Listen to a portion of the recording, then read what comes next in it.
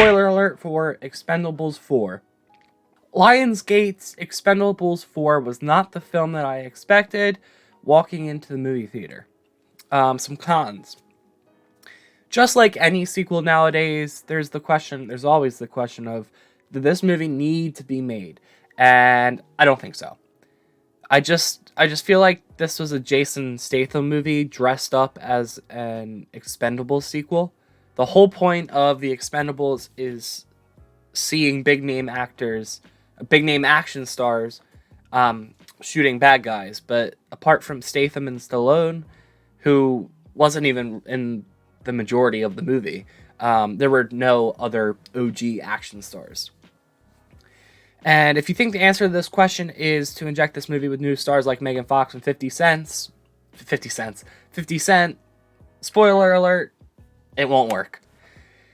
Still on the subject of these big name actors, I feel like that's where the budget is going to, not the special effects. They might have been the worst out of the 4 movies. While the star power of Expendables is shrinking, the number of people in the crew is growing, and I don't think that balances out very well. At first, I liked the uniqueness of the camera angle, like zoomed in, because it was new and something that we really haven't seen much of. But then as we got more into like the action stuff, it kind of was giving me vertigo. I didn't like it. All right, let's get into some pros because I've definitely rambled on enough. The humor in this movie was really unexpected. I think the comedy kind of outweighed the action in some aspects, but sometimes that's a good thing. Speaking of humor, I love the social media influencer scenes where Jason Statham was the bodyguard. The comments about Jason Statham pushed that scene over the top for me. And I also liked Andy Garcia in this movie.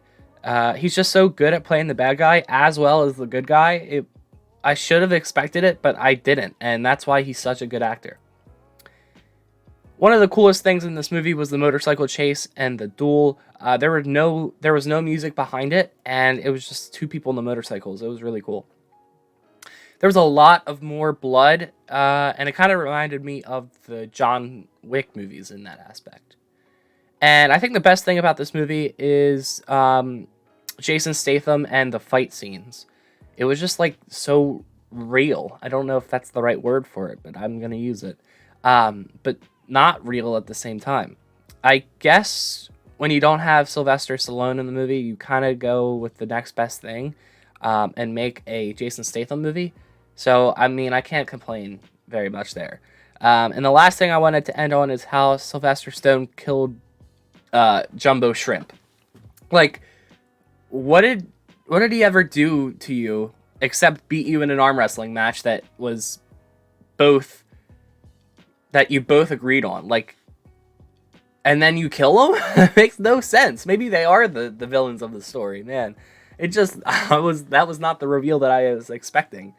But as for the grade, I'm going to give it a 65 on the action scale, which is right beneath Fast X at 67. And then here is everything else on the action scale. We have Everything All at Once at 99, Iron Man and Mission Impossible Dead Reckoning at 91, Creed 3 at 90, John Wick 4 at 88, Equalizer 3 at an 88, Guardians of the Galaxy Volume 3 is an 87, Transformers Rise of the Beast is a 68, Fast X 67, then it's Expendables at 65, and then Indiana Jones, Dial of Destiny, and The Flash at 57 and 55. So, yeah, as for the next movie that I'm going to be reviewing is, it's going to be something out of my comfort zone. That's for sure.